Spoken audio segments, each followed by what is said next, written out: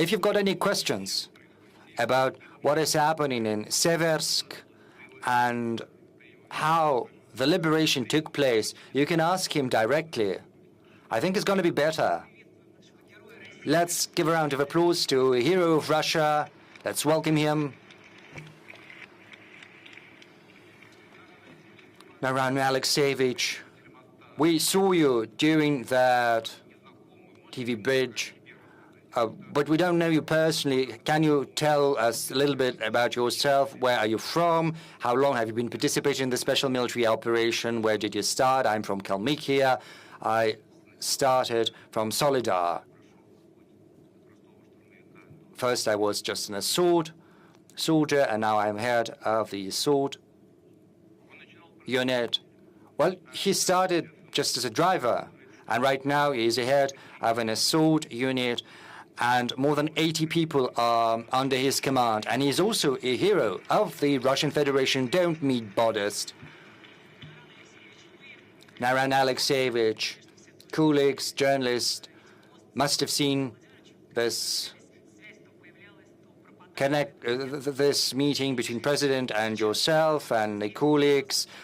The communication was spotty at best because of the signal. Right now, we've got more time. And could you tell us a little bit about how Seversk was liberated? We would very much like to learn how it happened. Of course, share what you can share, what your soldiers did. I can repeat my question.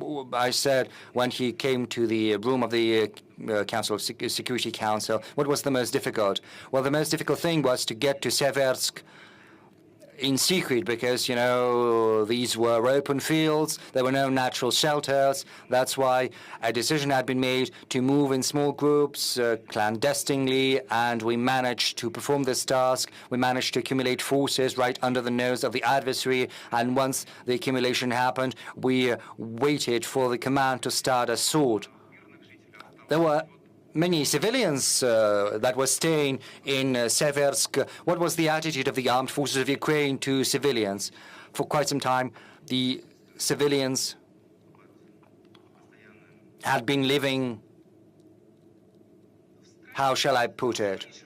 Well, yes, they've been living in fear under the pressure of the adversary, and once we managed to liberate our zone, that was our responsibility. We started to talk to the civilians, and they told us that the Ukrainian armed forces had been behaving just like nationalists, shooting those who didn't want to evacuate with them. So civilians didn't have any arms, and they were shot out because they were willing to stay in the city just for this simple fact. And once our armed forces arrived there, how were you welcomed?